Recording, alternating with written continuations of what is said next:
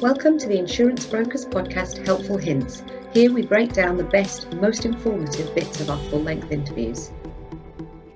Unless you're a specialist in that space of endpoint security, as we call it, and you have followed the tried and trusted means of implementing, you're still going to be exposed to risk. So it's no good saying, well, I've got 600 PCs in my environment, home and at the office, and yes, I've deployed my antivirus, but you actually find that you've only deployed it to 500 of the 600. So it means that the 100 that you haven't deployed it to are at risk. And the minute there's a weak link, someone's going to come into that weak link and then penetrate your network. And that's exactly what happened to one of our clients. So we had sold them the antivirus and we had offered them a managed service. And they said that we fine, thank you. We all deployed ourselves. And we said, okay, great. And we moved on. And they got hit by ransomware.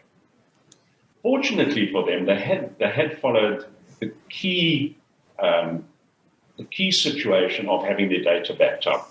But not only having their data backed up on site, it was backed up off-site at our data center, and then it was backed up to tape as well. So, and we keep 30 years of their information because they're a financial services house, and obviously their information is critical to be able to be recovered at any particular stage.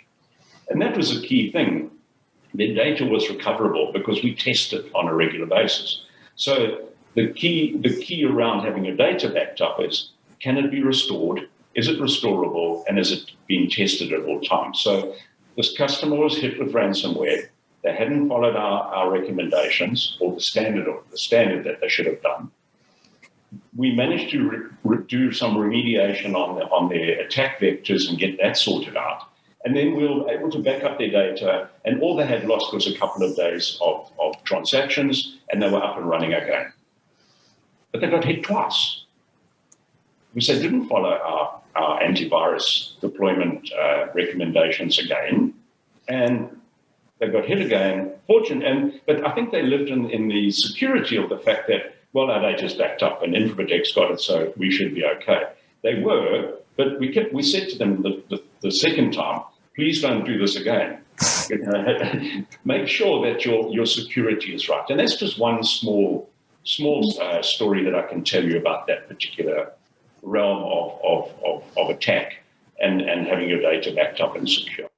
I think that's really, really interesting. And also it's helpful when you are talking to people about their cyber risks to be able to offer stories and real life examples, and because it just makes something come alive a bit more, doesn't it? So absolutely. So no, I really, really appreciate your time, Brad. I think that is incredibly interesting. And if you don't mind, what I might do is put your details in the show notes, because if there are any brokers maybe that want to talk to you about, I don't know whether this even happens in your world, but a partnership or, that kind of thing for any of their clients to be able to have an assessment or something like that, then I think that would be really, really useful. So if you're happy, I will do that. Only a pleasure. We've got people around the country in the UK as well that we can obviously share information with and let them also deal with your customers and clients as necessary.